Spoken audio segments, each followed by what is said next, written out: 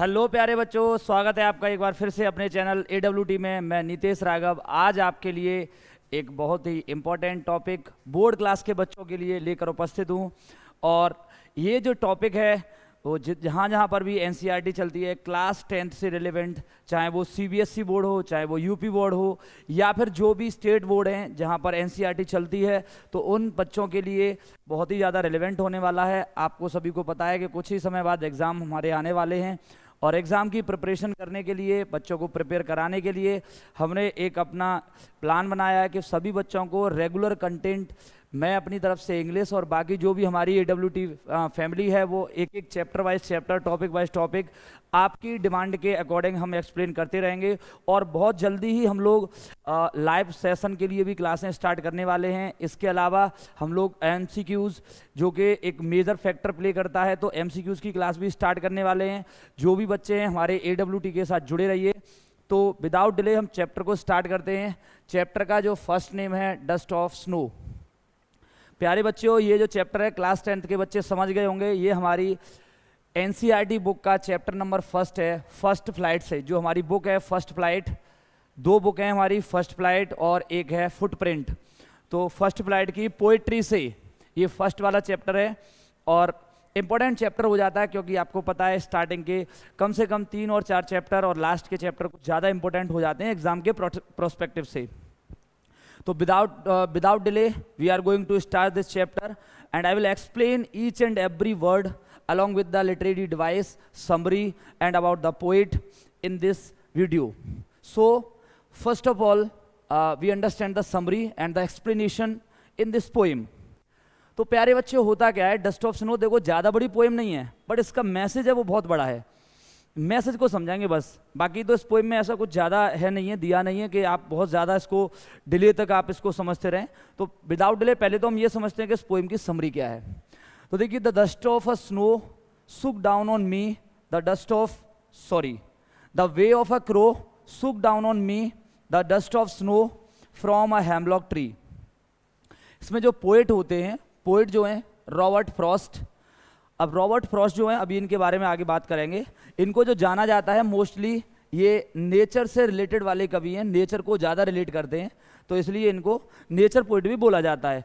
तो देखिए, होता क्या है कि रॉबर्ट फ्रॉस्ट अपनी इस पोएम में ये एक्सप्लेन करना चाहते हैं कि ये घर से किसी भी कारणवश, मान लीजिए फैमिली में मिसेस से लड़ाई हो गई या कोई भी बात हो, किसी भी चीज़ की वजह से ये परेशान होते हैं और डिप्रेस्ड माइंड लेकर ये फिर अपने माइंड को शांत करने के लिए एक पीसफुल एरिया में जाते हैं, जैसा कि सभी लोग करते हैं।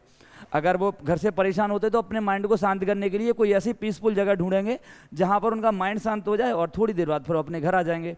और हो सकता है शायद इसलिए भी आए, क्योंकि कभी कभी व्यक्ति ज़्यादा डिप्रेस हो जाता है तो फिर वो अपने अलग अलग ख्यालात मन में लेके आ जाता है, तो ऐसा ही इनके मन में कुछ होता है। तो ये पहुँचते एक हिली एरिया में। जो रॉबर्ट फ्रॉस्ट होते हैं बोल रहे हैं कि मैं एक हिली एरिया में पहुँचता हूँ, मतलब एक पहाड़ी इलाके में।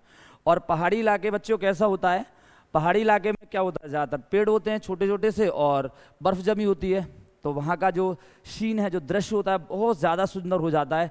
अगर आप गुस्से में भी हैं और ऐसे इलाके में पहुँच जाते हैं तो वहाँ पर जाके आपका मन और ज़्यादा शांत हो जाता है। तो वहाँ जाकर क्या होते हैं, एक ट्री के नीचे खड़े होते हैं, एक पेड़ होता है और पेड़ के नीचे जाके ये खड़े हो जाते हैं। अभी बात करेंगे पेड़ का नाम भी क्या, वैसे तो आपको पता ही होगा, the way of a crow. तो जिस पेड़ के नीचे ये खड़े हुए हैं वहाँ पर क्या, एक कौवा बैठा होता है, उस पेड़ पर क्रो बैठा होता है, ठीक है। और वो कौवा क्या करता है, वे मतलब अपने रास्ते के लिए उड़ने वाला होता है, उड़ान भरने वाला होता है। सुक डाउन ऑन मी, और जैसे ही वो उड़ने वाला था तो उसने क्या किया, पेड़ पर हलचल मचाई।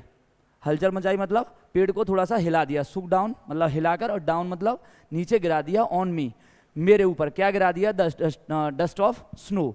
डस्ट ऑफ स्नो यानी कि स्नो पार्टिकल्स, बर्फ के छोटे छोटे टुकड़ों को मेरे ऊपर गिरा दिया।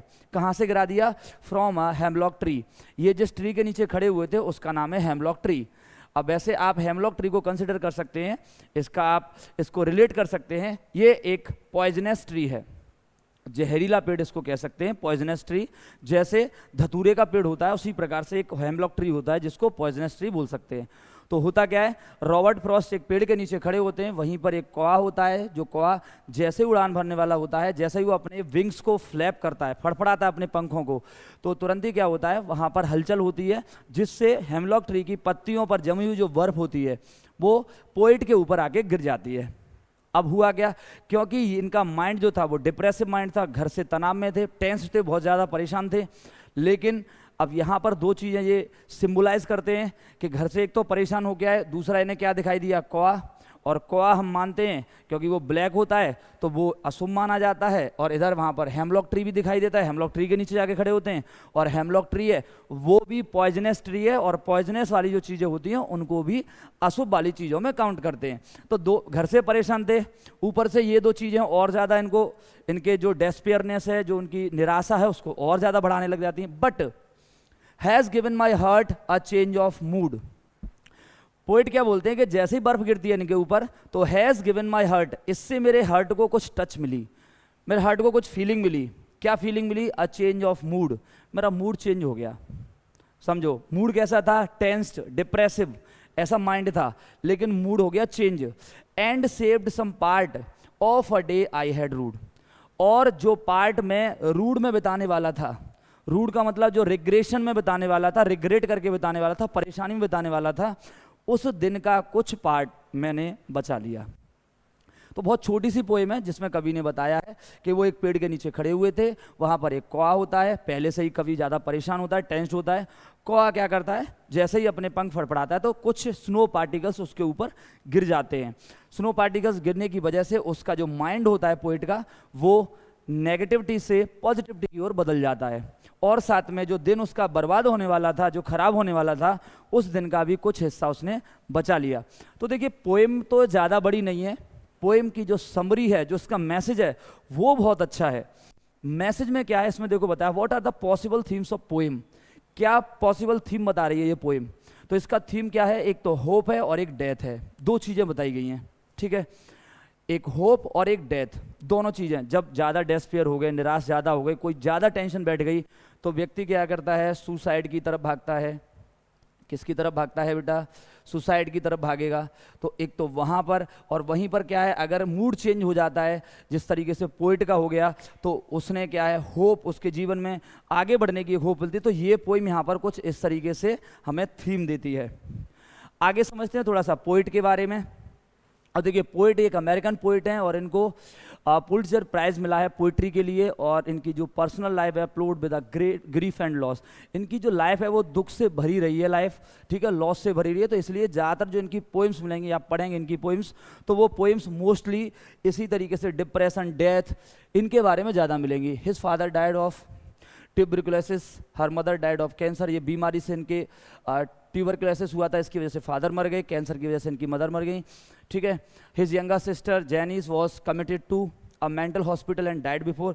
और इनकी जो सिस्टर थी वो भी हॉस्पिटल में एडमिट हो गई और वहाँ पर उनकी भी डेथ हो गई। तो समझ रहे हैं, फैमिली के एक एक मेंबर करके कोई बीमारी से किसी तरीके से उनकी डेथ हुई। His wife developed breast cancer and died of heart failure. और इनकी जो वाइफ थी उनको भी ब्रेस्ट कैंसर हो गया और हार्ट फेलियर की वजह से उनकी भी डेथ हो गई। तो समझो एक बच्चे, इसके अलावा 4 of his 6 children died before him। इनके मरने से पहले इनके 6 बच्चे थे, जिनमें से 4 बच्चे मर गए। तो समझो लाइफ में फादर चले गए, मदर चली गई, सिस्टर चली गई, ठीक है, 6 बच्चे थे जिनमें से 4 बच्चे चले गए। इसके अलावा इनकी वाइफ थी, वाइफ भी किसी ना किसी कारणवश चली गई। तो इस तरीके से एक व्यक्ति का जो जीवन रहा वो कैसा रहा, ग्रीफ एंड लॉसेस का भरा रहा, कोई ना कोई जीवन से गया। तो ऐसे व्यक्ति के ऊपर डिप्रेशन जैसी फीलिंग आती रहेंगी, ऐसा व्यक्ति बार बार डिप्रेस रहेगा। तो Frost best work explore fundamental questions of existence. जो फ्रॉस्ट हैं उनकी जो लाइफ मिलेगी आपको, इनके जो वर्क्स मिलेंगे, वर्क्स का मतलब रचनाएं, इन रचनाओं में मोस्टली इन्होंने जो एक्सप्लोर किया है, जो ज़्यादा एक्सप्लेनेशन दी है, वो फंडामेंटल क्वेश्चंस ऑफ एक्सिस्टेंस, आपको जीवन में अपना अस्तित्व कैसे बनाना है। देखिए आना जाना ये ज़िंदगी में लगा रहता है, कौन आया कौन जाया कौन गया, लेकिन अपने आप को कैसे संभालना है एट दैट पॉइंट। एक बहुत अच्छा चैप्टर है, इसमें कभी एक्सप्लेन करेंगे। सरमन एट बनारस वाला चैप्टर, जिसमें कीसा गौतमी करके एक लेडी है और गौतम बुद्धा की स्टोरी दी गई है। जब चैप्टर समझाएंगे उसमें बहुत अच्छा बताया गया लाइफ के बारे में कि जीवन में आपका सबसे करीबी इंसान भी चला जाए और आप दिन रात उसके लिए बैठ के रोते रहें। देखिए, इंसान के जाने से ज़िंदगी में क्या है, दुख तो होता है, ये सब जानते हैं। जो हमारा करीबी होता है, जिससे हम इमोशन से जुड़े होते हैं, जब वो हमारी लाइफ से चला जाता है, चाहे हमेशा के लिए चला गया हो या कुछ पल के लिए गया हो, लेकिन हमें प्रॉब्लम्स होती हैं। बट उसके चलते अगर हम प्रॉब्लम्स को लेके बैठे रहें और लाइफ में कुछ भी नहीं करें, तो मैं मानता हूँ कि आप अगर रोते रहें दिन रात, अपने आप को सर पटकते रहें, तो वो व्यक्ति आपके जीवन में कभी लौट के नहीं आएगा। बशर्ते क्या है, आप अपनी हेल्थ को ख़राब कर लेंगे। जैसा उस चैप्टर का थीम है, कुछ इसी प्रकार का ऐसा थीम है। तो फ्रॉस्ट कुछ अलग मोटिव वाले इंसान थे जिन्होंने इतनी ज़्यादा परेशानियां झेली, उसके बावजूद भी एक अच्छे खासे कवि रहे। Frost work was at the crossroads of 19th century American poetry and modernism. तो मॉडर्निज्म के पोइट इनको बताया जाता है, एक आधुनिक कवि हैं, बहुत अच्छे कवि हैं। ये आप देख सकते हैं इमेज जो यहाँ पर दी गई है, ये हेमलॉक ट्री की है, जिस पर क्या है, स्नो, बर्फ जमी हुई है। पहाड़ी इलाके में ये इस प्रकार के हेमलॉक ट्री होते हैं, देख रहे हैं, इस तरीके का एक लंबा सा पेड़ होता है, ठीक है। दूसरे इमेज में भी देख सकते हैं, ये भी हेमलॉक ट्री है विदाउट स्नो, यहाँ पे बर्फ नहीं है इसके ऊपर, ये बिना बर्फ वाला है। तो ये पॉइजनस ट्री है, ठीक है। अब आ जाते हैं समरी पर, पोएम की समरी क्या कहती है। इसके बाद अब अभी हम लिटरेरी डिवाइस पर भी टॉपिक पर बात करेंगे, और इसके अलावा हम बात करेंगे इसके राइमिंग वर्ड्स और राइमिंग स्कीम पर, जो कि एक मेजर फैक्टर हो जाता है, ठीक है। The short poem by Robert Frost throws light upon the unimaginable healing power of nature and tiny things, ठीक है। ये जो छोटी सी कविता है, कविता ज़्यादा बड़ी नहीं है, बट इसमें क्या है, एक light upon the unimaginable healing power of nature, ठीक है। देखिए, जिस पावर के बारे में हम सोचते नहीं है, प्रकृति की जो पावर है उसका हम अंदाजा कभी नहीं लगा सकते, चाहे वो विनाश करने पे आ जाए तो विनाश करने पर, और अगर किसी सिचुएशन को हैंडल करने पर आ जाए तो सिचुएशन को हैंडल करने में प्रकृति की बहुत बड़ी पावर है। तो यहाँ पर उसी पावर को उन्होंने छोटी छोटी चीज़ों से एक्सप्लेन करने की कोशिश करी है। From a bad mood to ill health there is nothing that can not be cured by nature. चाहे आपका स्वास्थ्य खराब हो, चाहे आपका मूड खराब हो, इन दोनों में से कोई सी इन चीज़ों को लेकर ऐसी कोई भी चीज़ नहीं है जो नेचर अब उसको चेंज ना कर सके, उसको ठीक ना कर सके। आपका स्वास्थ्य खराब है, उसकी मेडिसिन भी नेचर से ही मिलेगी। आपका मूड खराब है, तो मूड को अच्छा करने के लिए भी आप नेचर से जुड़ जाओगे, अच्छी सीन पर, अच्छी दृश्य पर जाओगे, तो आपका मूड भी चेंज हो जाएगा। The author was experiencing one such bad day when a crow's moment near a hemlock tree dusted snow upon him. ऐसे ही ऑथर जो होता है, जो पोइट होता है, उसका भी कुछ ऐसा ही एक्सपीरियंस रहता है। एक दिन जब वहाँ पर क्या होता है, एक क्रो का मूवमेंट, एक कॉय का मूवमेंट हेमलॉक ट्री से उसके पूरे के पूरे मूड को चेंज कर देता है। The snow instantly makes him happier. बर्फ जैसे ही उसके ऊपर गिरती है तो आप समझ जाओ, आप दुखी हो, अचानक से आपके ऊपर बर्फ की बारिश होने लग जाए, बर्फ गिरने लग जाए आपके ऊपर, तो मूड आपका चेंज हो जाएगा, तो वो खुश हो जाता है। His day gets a lot better. तो उसका जो डे होता है वो पहले से अच्छा हो जाता है। Thus the supremacy of nature as a whole made him realise him petty his problem was. तो इस तरीके से नेचर की यहाँ पर सुप्रीमेसी बताई गई है। प्यारे बच्चों, इसको समरी या सेंट्रल आइडिया में आप लोग नोट कर लेना। इस तरीके के क्वेश्चन पूछे जाते हैं, आप वीडियो को पॉज करके पूरा का पूरा नोट कर सकते हो। कोशिश करिए इसमें बेस्ट से बेस्ट कंटेंट देने की, ठीक है। The fact that hemlock tree is poisonous combined with crow being the indicator of doom and fear are used in the poem as the carriers of happiness in the life of narrator is ironical, ठीक है। अब इसमें बताया गया, देखो fact ये है कि जो हेमलॉक ट्री होता है वो पॉइजनस ट्री होता है, जिसमें कौआ बताया गया है। जो कौआ बैठा होता है उसके ऊपर, वो दोनों लोगों को इंडिकेटर बताया गया है डूम का। डूम मतलब होता है विनाश, विनाश का इंडिकेटर बताया गया है, और फियर का, डूम मतलब डेथ भी कह सकते हैं, ठीक है, और फियर मतलब भय का। कौआ देख लेते हैं, और हेमलॉक ट्री है, सभी क्या है, डर और उसके डिसअपॉइंटमेंट और डेस्पेयरनेस के ये सभी सिंबल हैं, ठीक है। और लेकिन इनको यहाँ पर यूज कैसे किया गया है, इनको कैरियर्स बताया गया, किसका, हैप्पीनेस का, खुशी का कैरियर्स बताया गया। नहीं, ये खुशी लेकर आते हैं जीवन में। तो देखो, जब कभी जा रहे हैं कि सामने से बिल्ली निकल गई तो हमारा पूरा दिन अशुभ हो गया, इस तरीके के ये वर्ड। बट क्या, अगर उसमें से भी हम पॉजिटिवनेस खोजने की कोशिश करेंगे तो ऐसी कोई चीज़ नहीं है प्रकृति की दी हुई जो हमारे सामने वो हमारे लिए अशुभ हो। तो ये चीज़ें हम अपने माइंड में बिठा लेते हैं कि ये चीज़ हमारे लिए अशुभ है या ये, बट ऐसा नहीं है। अगर हम उसको पॉजिटिव तरीके से सोचते हैं तो वो चीज़ हमारे लिए पॉजिटिव काम करती है। तो इस पोएम का जो मेन थीम है, मेन थीम क्या है, what is the main theme of this poem, just we have to think about the positiveness from the negativeness. जो नेगेटिव चीज़ें होती हैं उनसे हमें पॉजिटिवनेस को खोजने की कोशिश करनी चाहिए। The poet through these objects has tried to highlight that sometimes creature linked with negative aspects of lives can be the bringer of change and happiness। कभी यही बताना चाह रहा है, कभी कभी ऐसी चीज़ें हैं जो ऐसे क्रिएचर हैं जो हम नेगेटिव चीज़ों से उनको जोड़ते हैं, लेकिन लाइफ में वो क्या है, पॉजिटिवनेस लाने की दम रखते हैं, उनके अंदर क्वालिटी होती है। Being outdoors in nature with all it's unpredictability can benefit anyone anywhere at any time. क्योंकि वो चीज़ें जिनके बारे में हम प्रिडिक्शन नहीं कर सकते, भविष्यवाणी नहीं कर सकते, जिनके बारे में आकलन नहीं लगा सकते, वो चीज़ें हमारी लाइफ में कहीं भी किसी भी टाइम छोटी छोटी चीज़ें हमारी लाइफ को बदल सकती हैं। तो इस पोएम का ये थीम रहा इस तरीके से। अब जैसा कि मैंने आपको बताया था कि पोएम की हम फर्स्ट ऑफ ऑल बात करेंगे इसके लिटरेरी डिवाइस के बारे में, ठीक है, और इसके अलावा बात करेंगे हम इसके राइमिंग वर्ड और राइमिंग स्कीम के बारे में। तो देखो बेटा, राइमिंग वर्ड निकालने के लिए किसी भी पोएम की आपको करना क्या है, जो लास्ट वाले वर्ड होते हैं उनको आप पॉइंट आउट करेंगे। जैसे यहाँ पर क्रो है, ठीक है, यहाँ पर मी है, स्नो और ट्री। अगर आपसे पूछा जा रहा है राइमिंग वर्ड्स पूछे जा रहे हैं तो आप लास्ट वाले वर्डों को उठाएंगे और इनकी टोन को चेक करेंगे। देखो स्नो और क्रो, तो इसमें क्या लिखोगे आप, क्रो विद स्नो। और इधर से क्या देखोगे, मी और ट्री, तो मी विद ट्री। जिनकी टोन एक जैसी हो रही होगी, जिनका लिरिक्स एक जैसा मिल रहा है, वही राइमिंग वर्ड्स हो जाएंगे। सिमिलर इधर देखेंगे हर्ट पार्ट और इधर मूड और रूड, तो यहां पर हो जाएगा हर्ट विद पार्ट। इधर ही देखेंगे हम मूड विद रूड, ठीक है। तो ये वर्ड जो दिए हैं इसमें इनको कहा जा सकता है राइमिंग वर्ड्स। इनसे क्वेश्चन 2 मार्क्स का 2 नंबर का पूछा जाता है कि what are the rhyming words and what are the rhyming scheme. Rhyming scheme भी अभी बताएंगे, तो पहले राइमिंग वर्ड्स आप वीडियो को पॉज करके आराम से नोट कर लेना, आगे भी वीडियो में चलेंगे। इसके अलावा देखो, राइमिंग स्कीम निकालने के लिए आपको सिंपली क्या करना है, एक फॉर्मूला लर्न करना है, ABCD, ठीक है, ABCD। टोन के हिसाब से जैसा लिरिक्स दिया है उसमें पहले हम ए को पॉइंट आउट करेंगे, फिर अगली टोन आती है जैसे भी उसमें बी पॉइंट आउट करेंगे, चाहे टोन कैसे भी हो इसी तरीके से लेके चलेंगे। जैसे क्रो दिया है तो क्रो का क्या हो जाएगा, ए।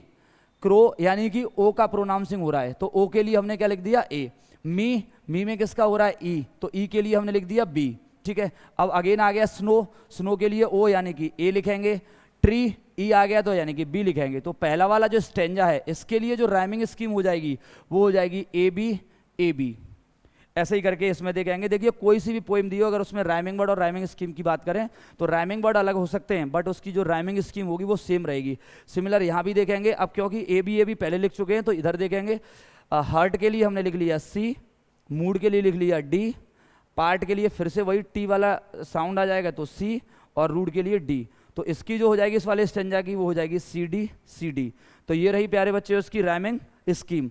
तो इसी तरीके से हम आपको एक्सप्लेन करते रहेंगे वीडियो में। मैंने आपको A to Z summary poet के बारे में और पोएम को अच्छे से अच्छे एक्सप्लेन किया, पोएम की समरी बताई आपको। मैं नेक्स्ट वीडियो आपके लिए फायर एंड डैश वाली जल्दी ही लेकर आऊँगा, जिसमें आपको फायर एंड डैश से रिलेटेड सारी चीज़ें एक्सप्लेन करूँगा। तब तक के लिए जय हिंद।